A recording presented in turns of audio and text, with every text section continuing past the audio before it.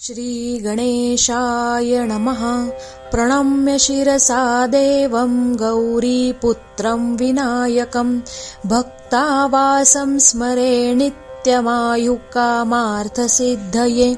प्रथमं वक्रतुण्डं च एकदन्तं द्वितीयकं तृतीयं कृष्णपिङ्गाक्षं गजवक्त्रं चतुर्थकं लम्बोदरं पञ्चमं च षष्ठं विकटमेव च सप्तं विघ्नराजेन्द्रं धूम्रवर्णं तथाष्टकं नवमं भालचन्द्रं च दशमं तु विनायकम् एकादशं गणपतिं द्वादशं तु गजाननं द्वादशैतानि नामानि त्रिसन्ध्या यः पठेन्नरः न च विघ्नभयं तस्य सर्वसिद्धिकरं प्रभो।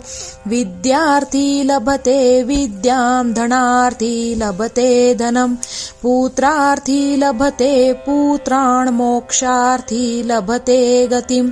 जपेत् गणपतिस्तोत्रं षड्भिमांसैः फलं लभेत् संवत्सरेण सिद्धिं च लभते नात्र संशयः। अष्टभ्यो ब्राह्मणेभ्यश्च लिखित्वा यः समर्पयेत् तस्य विद्या भवेत् सर्वा गणेशस्य प्रसादतः। इति श्री नारदपुराणे संकटनाशनं श्रीगणेशस्तोत्रं सम्पूर्णम्।